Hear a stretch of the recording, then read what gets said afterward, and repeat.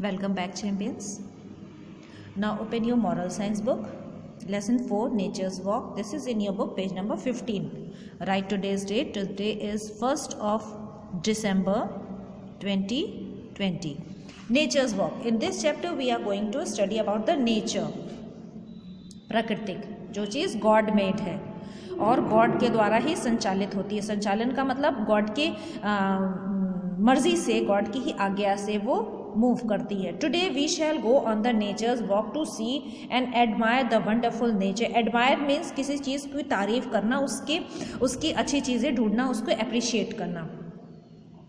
ठीक है. So in this chapter we are going to see and admire the wonderful nature. इस प्यारे से अच्छे से नेचर को हम लोग देखेंगे और उसके बारे में अच्छी अच्छी बातें करेंगे.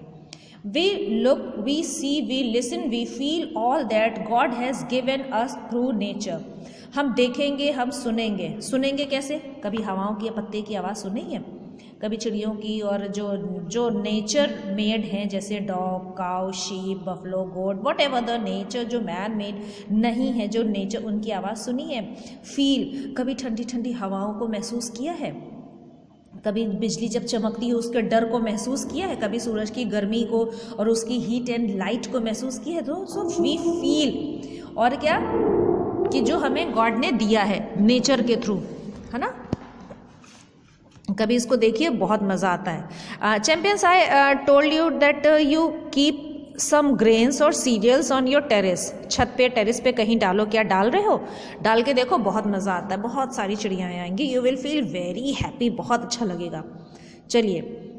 We shall with each other that we saw and admire on our nature's walk. We share with each other. हम एक दूसरे से शेयर कर सकते. जैसे अभी मैं आपसे शेयर कर रही हूँ कि बेटा अपने टेरेस पे कुछ ग्रेन सीरियल्स डालना. पेरेंट्स, आप भी अपने बच्चों को इनकरेज कर सकते हैं. तो ये हम क्या करेंगे, नेचर के और करीब आएंगे. कंपैरेटिवली, सपोज फॉर एग्जाम्पल, मैं एसी की बुराई नहीं कर रही हूँ, लेकिन अगर आप एसी में रहेंगे और अगर आप एक पेड़ की छांव में रहेंगे, वो पेड़ की छांव की ठंडक, वो ताजगी, वो आपको ज़्यादा अच्छी करेगी कंपैरेटिवली एसी के. एसी का तो एक कॉम्पैक्ट रूम होता है, बंद होता है. वो आपको एसी में बहुत मज़ा आएगा, सब ठीक है, लेकिन जो है वो एसी आपको नेचर के करीब नहीं रखेगी. ठीक है. समटाइम्स जब when we feel very tired, थके मांदे हम लोग स्कूल से घर जाते तो एसी की ज़रूरत होती है. Yes, this is very true. लेकिन जब कभी आप शाम के टाइम में एसी ऑफ करिए, अपने लॉन में जाइए, गार्डन में जाइए, घर के बाहर खेलिए, अपने आंगन में खेलिए, वो देखिए कितना मज़ा आता है. तो हमें नेचर के करीब भी रहना चाहिए. What we like and what we did not like and the reason for it. हमको कभी कभी बहुत सारी चीज़ें अच्छी लगती हैं, बहुत सारी चीज़ें कभी नहीं भी अच्छी लगती है. जैसे अगर फॉर एग्जाम्पल गर्मी के दिनों में धूप रहती है और गरम गरम हवा चलती है, जिसको लू बोलते हैं, वी डोंट लाइक इट. लेकिन कभी कभी वो लू भी बहुत अच्छी होती है हमारी हेल्थ के लिए. हेल्थ के लिए अच्छी नहीं होती, मतलब अगर बदन में लू लग जाए तो हम बीमार हो जाते हैं. चलिए. So we don't like that loo. We sit quietly and thank God for all the beautiful and wonderful surprises. हमको एक शांत मन से बैठना चाहिए और भगवान जी को थैंक यू बोलना चाहिए. ये वंडरफुल सरप्राइज ही तो है. कभी हम लोगों ने सोचा था कुछ पेड़ पौधे कोई चीज़ होती है, ये भगवान जी ने सरप्राइज दिया ना. He has given us in nature, जो नेचर के रूप में उन्होंने हमको गिफ्ट दिया है. Now when I wake up every morning, I look around and see all the many lovely things. जब मैं सुबह सोकर उठती हूँ तो मैं अपने आसपास बहुत सारी प्यारी प्यारी चीज़ों को देखती हूँ. और क्या that God has made for you and me, जो भगवान जी ने आपके और मेरे लिए बनाया है. Then I am happy and so happy. मैं बहुत खुश होती हूँ, बहुत खुश होती हूँ. That I want to sing and sing.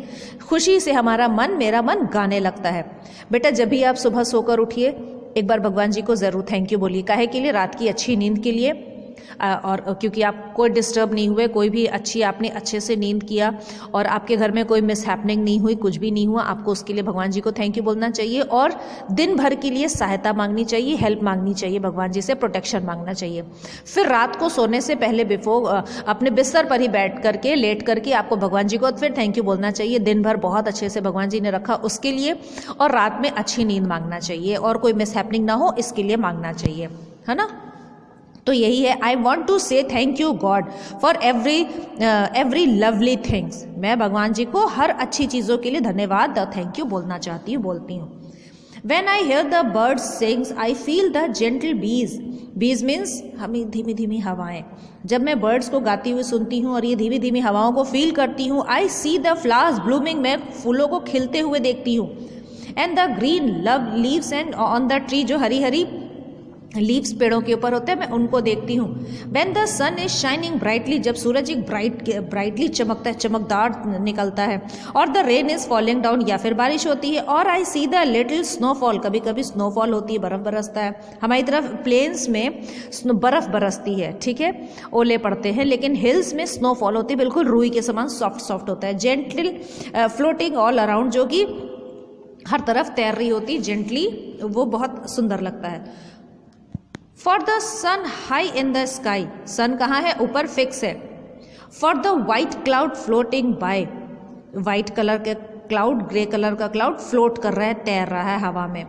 For the bird that sweetly sing, O God we thank you, जो बर्ड्स इतनी प्यारे से गाना गाती हैं, भगवान जी हम आपको थैंक यू बोलते हैं। For the beetles and breeding bees, beetles and bees के लिए हम थैंक यू बोलते हैं। For the dew drops on the tree, अब जाड़ों में देखना, कभी सुबह सुबह बाहर निकलो तो पेड़ों पे छोटी छोटी सी ड्यू ड्रॉप्स रहती, ओस की बूंदें रहती, लगता है कि किसी ने उसको पानी से छिट्टा मारा है, दैट इज ड्यू। ओस, फॉग, फॉग नहीं ओस।